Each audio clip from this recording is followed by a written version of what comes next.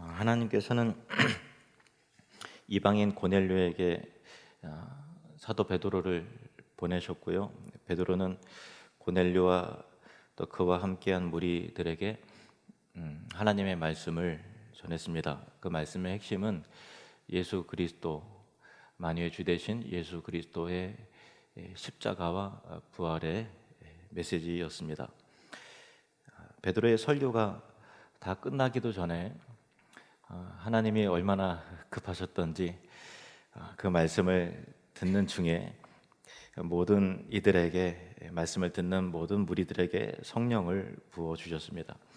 믿음은 들음에서 나고 들음은 그리스도의 말씀으로 말미암았느니라.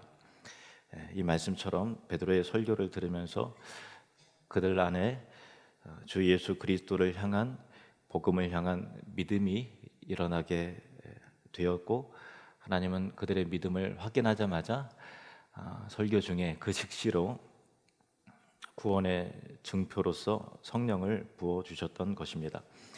베드로는 하나님이 이방인들에게 이 구원의 외적인 증표로 보여주시는 성령의 역사를 보면서 우리가 이들에게 세례를 베풀지 않을 이유가 없다고 하면서 요바에서 함께 올라온 동료 그리스도인들에게 예수 그리스도의 이름으로 세례를 주도록 하였습니다. 사도행전에서는 고넬료와 그 무리들이, 이방인 무리들이 베드로를 영접하고 말씀을 듣고 성령으로 세례를 받는 이 사건을 두 장이나 할애했습니다.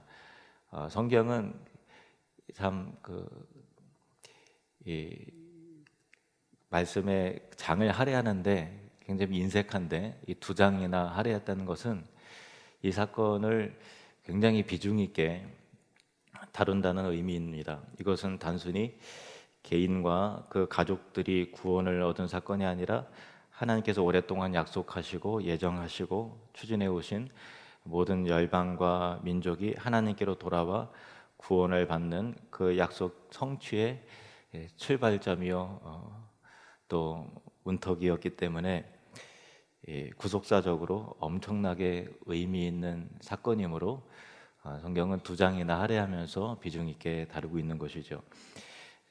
아시다시피 유대인들은 아브라함의 후손입니다. 창세기 12장에 보면은 하나님이 갈대아 우르에 있었던 아브라함을 가나안 땅으로 인도하시면서 그를 축복하시면서 언약을 세우시는데요.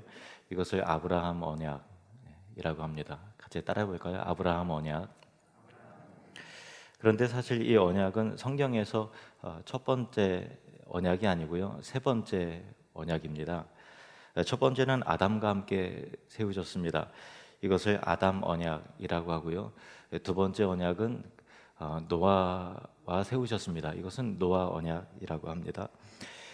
그 언약의 내용은 다시는 이 세상을 물로 심판하지 않을 것이다 라는 내용의 언약이었습니다. 아담은 모든 인류의 조상이죠. 그래서 하나님께서 아담과 그와 함께 맺은 언약은 인류의 첫 출발점이기 때문에 그 적용과 대상은 모든 인류를 향한 것이었어요. 아담 개인 한 사람에게만 해당되는 것이 아니라 그 대상과 적용은 모든 인류를 향한 것이었습니다. 노아도 홍수 멸망 후에, 온 인류가 멸망당한 후에 새롭게 시작되는 인류의 새로운 출발점이었죠. 그래서 그도 결국 모든 인류를 대표한다 할 수 있습니다. 그래서 이 세상을 창조하시고 모든 인류를 만드신 하나님은 특정한 사람, 특정한 민족의 하나님이 아니라 모든 사람의, 모든 인류의, 온 세계의 하나님이셨던 것입니다. 그런데 창세기 12장에 소개된 아브라함 언약을 보면은 마치 하나님은 모든 인류 가운데 극히 작은 한 부분인 한 개인과 그의 후손들과만 언약을 세우신 것처럼 보입니다. 창세기 12장 2절, 내가 너로 큰 민족을 이루고 네게 복을 주어 네 이름을 창대하게 하리니 너는 복이 될지라. 아브라함에게, 그리고 너는 큰 민족을 이룰 것이다 하면서 그의 후손들에게 하신 약속이죠. 그러나 이어지는 내용을 유심히 살펴볼 필요가 있어요. 창세기 12장 2절 3절을 다시 보시면 결국 하나님께서 아브라함에게 약속하신 내용 중에 땅의 모든 족속이 너로 말미암아 복을 얻을 것이라, 이렇게 언약을 마무리하고 있음을 알게 됩니다. 그러니까 하나님이 아브라함과 그의 후손들에게 특별한 복과 엄청난 특권을 주고 높이는 것을 보게 되므로 다른 민족이 너희들을 시기하게 될 것이다, 이렇게 말씀하시는 것이 아니에요. 중동 사회 또 그 고대 사회 속에서는 신의 개념이 한 그냥 부족과 지역으로 한정이 돼 있어요. 그래서 모든 세계를, 모든 인류를, 모든 족속을 복을 준다라고 하는 신의 개념 자체가 아예 존재하지 않았었을 그런 당시입니다. 그러니까 다른 이방신이라면 그랬을 거예요. 내가 너희를 축복하고 강하게 해서 다른 민족들과 족속들이 너를 시기하게, 질투하게 될 것이다, 그렇게 말했을 거예요. 그러나 하나님은 그렇지 않으셨습니다. 아브라함에게 나타나신 하나님은 다른 신들과는 완전히 달랐습니다. 하나님은 그들이 흉내낼 수도 없는 훨씬 더 큰 계획을 가지고 계셨습니다. 하나님이 아브라함과 그의 후손들에게 복을 주시는 이유는 땅의 모든 민족들이 하나님의 복을 얻게 하기 위해서였습니다. 다시 말해서 다른 민족에게 복이 되게 하기 위해서 너에게 복을 준다라는 것이죠. 하나님은 모든 민족, 모든 인류의 하나님으로 자신을 처음부터 드러내신 것이었습니다. 창세기 17장 4절 말씀 함께 읽겠습니다. 보라, 내 언약이 너와 함께 있으니 너는 여러 민족의 아버지가 될지라. 아브라함에게 하신 말씀이에요. 너는 단일한 민족의 아버지가 아니라 여러 민족의 아버지가 될 것이다. 창세기 12장에 아브라함 언약이 나오기 전에 우리는 먼저 창세기 그 앞에 있는 그 배경을 살펴볼 필요가 있습니다. 창세기 10장으로 거슬러 올라가면은 홍수 심판으로 인해서 모든 인류가 다 멸망을 당하고 살아남은 노아의 가족들과 그의 후손들은 셈, 함, 야벳의 혈통대로 여러 민족들로 형성이 되는데 각기 다른 70개의 다른 언어와 다른 문화로 구별된 70민족으로 형성되는 것을 확인하게 됩니다. 단일한 인류였던 그들이 언어와 문화로 나눠지고 흩어지게 된 발단은 바벨탑 사건인데요. 이것은 11장에 따로 소개가 됩니다.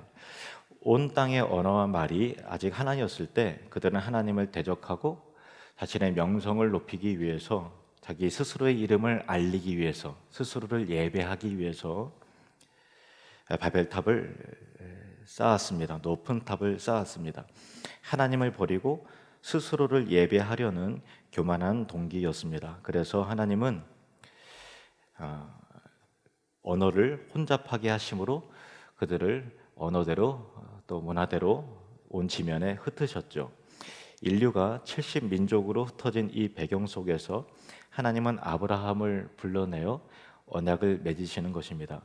하나님이 아브라함에게 복을 주시는 목적은 각기 다른 방언으로 말하며 흩어진 세계 모든 민족들을 구원하여 그들이 자기 자신을 예배하는 것이 아니라 본래 창조 목적대로 하나님을 사랑하고 하나님을 예배하며 그들이 함께 하나님 나라의 백성으로서 하나님 나라를 이루어내는 것, 그것이 하나님의 목적이셨던 것입니다. 그래서 아브라함 언약을 통해서 모든 인류를 구원하시기 위한 목적을 밝히셨을 때 그 시점에 아마도 하나님과 천사들 사이에 이런 대화가 오고 가지 않았을까 상상을 해봅니다. 하나님, 천사들이 말합니다. 하나님, 모든 민족을 구원하는 이 일들을 저에게 맡겨주십시오. 사람들이 하면 시간이 아주 오래 걸릴 것입니다. 저희가 신속히 처리하겠습니다. 그러자 하나님은 아니야. 이 일들은 사람들을 통해서 이루어질 것이다. 특별한 한 사람과 그의 자손을 통해서 이루어질 것이다. 그리고 그 자손에는 예수님이 포함이 되죠. 갈라디아서 3장 16절 말씀입니다. 함께 읽겠습니다. 이 약속들은 아브라함과 그 자손에게 말씀하신 것인데 여럿을 가리켜 그 자손들이라 하지 아니하시고 오직 한 사람을 가리켜 네 자손이라 하셨으니 곧 그리스도라. 하나님이 아브라함에게 약속하신 이 복은 단 한 번만 말씀하셨을까요? 아닙니다. 하나님은 이 말씀을 계속해서 반복하여 말씀하십니다. 아브라함의 언약의 축복을 그대로 인용하시거나 아니면 구성을 다르게 하거나 다른 단어를 사용하시면서 다른 방식으로 말씀하셨을 뿐이지 이 골격과 이 내용 그대로 우리에게 반복해서 강조하심을 보게 됩니다. 아브라함 언약은 이것이죠. 내가 내게 복을 주겠다. 그리고 땅의 모든 족속이 너로 말미암아 복을 얻을 것이다. 너에게 복을 줄 것이다 라고 하는 것을 우리가 편의상 상단의 복이라고 하십시다. 그리고 너를 통해서 모든 사람들이 모든 민족이 복을 얻게 될 것이다 라는 것을 하단의 복이라고 그렇게 이름 지어 봅시다. 우리는 기본적으로 상단의 복, 너에게 축복하고 너를 복되게 할 것이다 라는 것에 매력을 느끼고 그 복만 기억하려는 습관이 있습니다. 그래서 그 이후에 이어지는 하단의 복에 대해서는 들어도 별로 기억하지 못하고 보아도 보지 못하는 그런 경향을 많이 띠죠. 그러나 하나님이 주시는 복은 거의 이 상단의 복과 하단의 복이 같이 연결이 됩니다. 때로는 그 순서가 바뀌기도 하고 같은 맥락 속에 묶여있기도 하지만 거의 다 두 가지 복이 포함이 됩니다. 하나님은 아브라함의 아들 이삭에게도 말씀하십니다. 창세기 26장 4절 내 자손을 하늘의 별과 같이 번성하게 하며 이 모든 땅을 내 자손에게 주리라. 상단의 복. 내 자손으로 말미암아 천하 만민이 복을 받으리라. 하단의 복. 이제 하나님은 아브라함의 손자인 야곱에게도 축복하십니다. 나타나셔서 말씀하십니다. 28장 14절 내 자손이 땅의 티끌같이 되어 내가 서쪽과 동쪽과 북쪽과 남쪽으로 퍼져나갈지며 상단의 복. 땅의 모든 족속이 너와 내 자손으로 말미암아 복을 받으리라. 하단의 복. 땅의 티끌은 어떻죠? 바람 부는 대로 후 하면은 이리저리 날아가잖아요. 동서남북으로 너의 자손이 땅의 티끌같이 되어 내가 서쪽과 동쪽과 북쪽과 남쪽으로 동서남북으로 티끌처럼 바람 부는 대로 너의 후손들은 세계 속에서 퍼져나가게 될 것이다. 그 목적은 무엇일까요? 쇼핑을 위해서, 관광을 위해서, 어떤 상품을 판매하기 위해서, 정복을 위해서입니까? 아닙니다. 그 목적은 모든 족속이 하나님의 복을 누리도록 하기 위해서. 이것이 하나님의 목적이죠. 세계 선교의 시대가 열린다고 말씀하셨습니다. 하나님은 이스라엘을 통해 타 문화 이방인들을 계속해서 접촉해 하시고 그들에게 하나님을 알리시는 일들을 이스라엘의 역사 속에서 지속적으로 행하셨음을 봅니다. 모세의 장인 이드로는 미디안 이방인의 제사장이었습니다. 모세를 통해 이방인인 그가 믿음을 갖게 되었죠. 이스라엘이 가나안 땅을 정복할 때는 여리고성의 이방인 기생 라합이 구원을 얻었습니다. 사사시대에는 나옴이라는 여인을 통해서 그의 며느리였던 이방 여인 룻이라고 하는 모압 여인이 하나님을 믿고 하나님을 예배하게 되었습니다. 다윗은 사울이 인종 청소하듯이 없애려고 했던 자기 나라에 살았던 기브온 사람들에게 복이 되었습니다. 다윗은 다른 때는 물론 실패하기도 했어요. 예를 들어서 이방인인 햇사람 우리아의 아내인 밧세바를 임신을 시켰습니다. 그리고 하나님께 그 혹독한 책망과 그 대가와 벌을 아주 혹독하게 받았지요. 그 일을 인해서 이스라엘 대적에게 하나님을 욕되게 할 빌미를 제공했기 때문에 그렇습니다. 그러나 다윗이 썼던 시편 절반 이상이 모든 인류 이방인들에게 복을 주시려는 하나님의 소원함을 표현하고 있다는 사실을 여러분 알고 있습니까? 이런 점에서 다윗은 아주 신실했습니다. 시편 72편 17절에서 20절 그의 이름이 영구하며 그의 이름이 해와 같이 장구하리로다. 사람들이 세상 모든 사람들이라는 거예요. 사람들이 그로 말미암아 복을 받으리니, 하단의 복이죠. 모든 민족들이 다 그를 복되다 하리로다. 홀로 기이한 일들을 행하시는 여호와 하나님 곧 이스라엘의 하나님을 찬송하며 그 영화로운 이름을 영원히 찬송할지어다. 온 땅에 그의 영광이 충만할지어다. 아멘. 아멘. 다윗은 하나님 나라의 모든 열방과 민족을 부르시는 아버지 하나님의 마음의 열정으로 충만한 사람이었습니다. 아멘. 아멘. 이새의 아들 다윗의 기도가 끝나니라. 이후 솔로몬은 국제 지혜 세미나를 열었고 이방인들이 예루살렘에 모여서 그의 지례를 들었죠. 그래서 나온 책이 잠언입니다. 또한 마지못해 억지로 한 것이지만 니느웨의 앗수르 사람들을 축복했던 요나가 있죠. 엘리야는 사르밧 과부를 축복했습니다. 엘리사는 시리아의 나아만을 축복했습니다. 다니엘과 그의 친구들은 바벨론 사람들을 축복했습니다. 에스더와 모르드게, 에스라와 느헤미야는 거대한 페르시아 제국에서 신실한 참된 하나님의 참된 증인으로서의 사명을 감당했습니다. 하나님이 아브라함과 약속하신 언약을 성경 여기저기에서 반복적으로 강조하셨는데요. 상단의 복과 하단의 복으로 이루어진 언약입니다. 시편 67편 1절 2절. 하나님은 우리에게 은혜를 베푸사 복을 주시고 그의 얼굴빛을 우리에게 비추사. 상단의 복.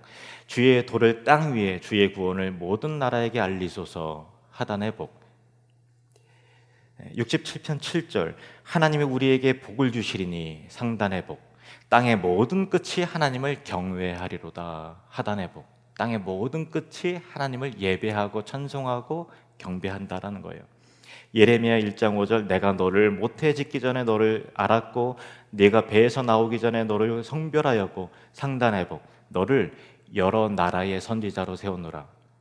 이스라엘 민족을 위한 선지자가 아니라 여러 나라들을 위한 선지자로 세웠다. 하단의 복. 예레미야 4장 2절.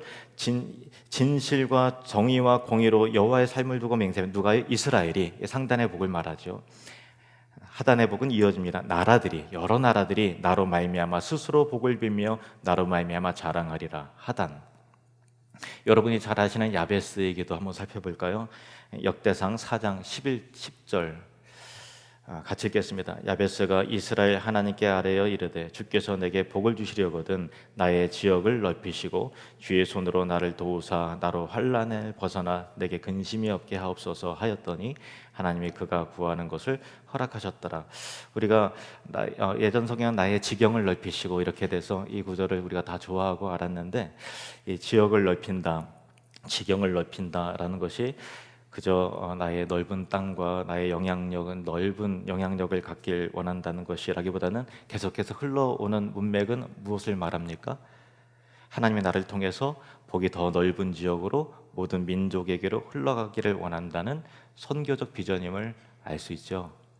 단순한 기도와 단순한 기복적인 기도가 아니란 말입니다. 나를 통해서 더 많은 사람들이 하나님의 복을 누릴 수 있게 해주십시오. 이것이 지경을 넓히소서라는 기도입니다. 다음은 이사야 선지자를 통한 메시아에 대한 예언입니다. 이사야 49장 6절. 그가 이르시되 내가, 메시아를 말합니다. 메시아가 내가 나의 종이 되어 야곱의 지파들을 일으키며 이스라엘 중에 보존된 자를 돌아오게 할 것은 매우 쉬운 일이라. 메시아, 즉 그리스도께서 이스라엘을 하나님의 올바른 관계 안으로 회복시키실 그 사명을 나의 종, 하나님의 종 예수 그리스도께서 감당하신다라는 거예요. 그러나 예수님의 사역은 그것으로 충분하지 않았던 것이죠. 무엇을 더 했어야 그분의 사명이 완성될까요? 계속 이어서 보실까요? 49장 6절을 빨간 부분은 같이 읽겠습니다. 시작. 내가 너를 이방의 빛으로 삼아 나의 구원을 베풀어서 땅끝까지 이르게 하리라. 할렐루야. 예수님이 이 땅에 오셔서 하나님 나라의 진리를 가르치셨고 하나님 나라의 백성들의 구성이 이렇게 되실 것이라, 될 것이라 말씀하신 부분이 있어요. 누가복음 13장 29절. 사람들이 동서남북으로부터 와서 하나님 나라의 잔치에 참여하리니.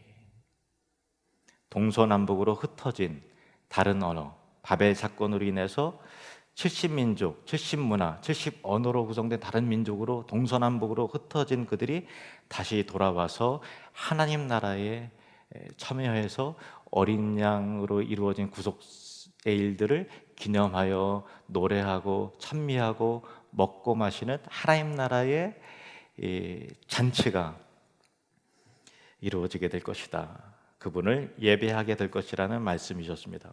예수님은 십자가와 부활로 구속사역을 이루셨고 제자들을 향해 이렇게 말씀하십니다. 마태복음 28장 18절에서 20절, 예수께서 나와 말씀하여 이르시되 하늘과 땅의 모든 권세를 내게 주셨으니 그러므로 너희는 가서 모든 민족을 제자로 삼아 아버지와 아들과 성령 이름으로 세례를 베풀고 내가 너희에게 분부한 모든 것을 가르쳐 지키게 하라.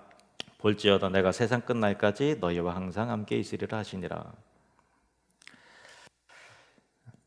아브라함에게 말씀하신 언약대로 땅의 모든 족속이 너로 말미암아 복을 얻게 되리라. 이 말씀이 그리스도를 통해 교회를 향한 대위임령으로 결국은 선포되어짐을 우리는 확인하게 됩니다. 예수님은 감난산에서 승천하시기 직전에 다시 한번 제자들에게 비슷한 말씀을 하십니다. 사도행전 1장 8절, 오직 성령이 너희에게 임하시면 너희가 권능을 받고 예루살렘과 온 유대와 사마리아 땅끝까지 이르러 내 증인이 되리라 하시니라. 때가 되어서 오순절 성령 강림이 이루어졌고요. 창세기 11장에 바벨탑 사건으로 각기 다른 민족, 다른 나라의 방언대로 흩어져 버렸던 사람들을 하나님의 백성으로 이제 초청하는 구원의 표징이 나타났던 것입니다. 그것이 바로 방언입니다. 사도행전 2장 4절부터 8절, 그들이 다 성령의 충만함을 받고 성령이 말하게 하심을 따라 다른 언어들로 말하기를 시작하니라. 그때 경건한 유대인들이 천하 각국으로부터 와서 예루살렘에 머물러 있더니 이 소리가 나며 큰 무리가 모여 각각 자기의 방언으로, 자기가 사는 방언으로 제자들이 말하는 것을 보고 소동하여 다 놀라 신기하게 여겨 이르되 보라, 이 말하는 사람들이 다 갈릴리 사람이 아니냐? 우리 각 사람이 난 곳 방언으로 듣게 되는 것이 어찌 됨이냐? 예수님께서 세우신 교회는 특정한 민족으로 구성된 교회가 아닙니다. 아브라함 언약의 내용과 마찬가지로 모든 민족과 모든 방언의 모든 족속을 회복시키시는 선교적 비전이었습니다. 예수님은 지상의 교회를 세우셨을 때부터 교회가 이방인들을 향해 나아가야 되고 이방인들이 교회 안으로 들어오게 될 것임을 말씀하셨습니다. 하지만 제자들은 예루살렘에 그대로 머물러 있었죠. 하나님은 스데반의 일을 통해서 예루살렘 교회가 박해받도록 하셨습니다. 그 일로 예루살렘 교회 성도들은 하는 수 없이라도 유대 전역과 사마리아와 이방인의 땅으로 흩어져 버렸습니다. 하나님이 야곱에게 하신 축복을 기억하십니까? 다시 한번 확인해 봅시다. 창세기 28장 14절, 내 자손이 땅의 티끌같이 되어 내가 서쪽과 동쪽과 북쪽과 남쪽으로 퍼져나갈지며 땅의 모든 족속이 너와 내 자손으로 말미암아 복을 받으리라. 이 약속의 말씀이 그대로 성취가 되는 것을 보게 됩니다. 드디어 우리 하나님은 베드로를 로마의 군인 백부장 고넬료의 집에 보내셔서 베드로로 하여금 아브라함 자손으로 오신 예수 그리스도의 복음을 증거케 하셨고, 설교 중에 하나님은, 설교 다 끝나지도 않았는데 급하셨던 하나님은, 몇천 년간 참고 기다리시고 인내하셨던 하나님은 복음이 선포되자마자 그들 안에 믿음이 생기자마자 그 즉시로 성령을 부어주셨던 것입니다. 얼마나 기다리셨는지, 얼마나 안타깝게 이 순간이 오도록 기다리셨든지 하나님은 그 즉시로 성령을 부어주셨습니다.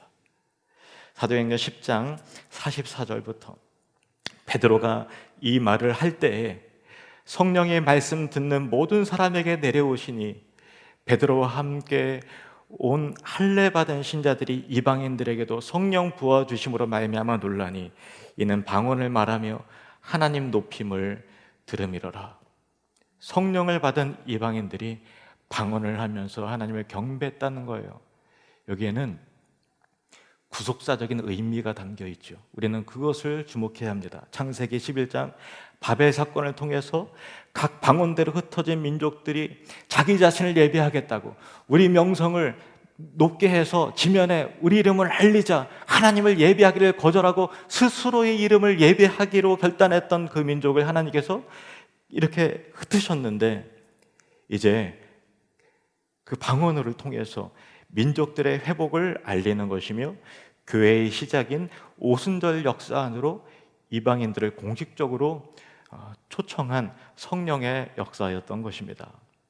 시편 67편 7절, 하나님이 우리에게 복을 주시리니 땅의 모든 끝이 하나님을 경외하리로다. 예배하게 된다라는 거예요. 땅 끝에 있는 우리도 지금 하나님을 예배하고 있습니다. 베드로는 하나님이 행하시는 이 일에 놀라워하며 하나님이 이방인을 향해 이런 마음을 품으시는데 사람이 어떻게 이 일을 감히 맡겠느냐 하며 그들에게 세례를 베풀었습니다. 자신들과 똑같은 교회의 일원으로, 같은 하나님 나라의 백성으로 공식적으로 인정하여 받아준 것이죠. 바울은 또한 말합니다. 고린도전서 12장 13절, 우리가 유대인이나 헬라인이나 종이나 자유인이나 다 한 성령으로 세례를 받아 한 몸이 되었고 또 다 한 성령을 마시게 하셨느니라. 이방인 고넬료의 무리에게 임한 성령의 세례는 영원하신 하나님의 언약과 구속사의 성취와 그 시작을 알리는 일이었습니다. 하나님께서 아브라함과 세우신 언약과 그 축복의 내용은 개인을 넘어서서 우리, 개교회를 넘어서는 우주적인 교회와 하나님 나라, 한 민족을 넘어서는 다른 언어의, 다른 문화의, 다른 민족, 열방, 온 세계를 향한 것입니다.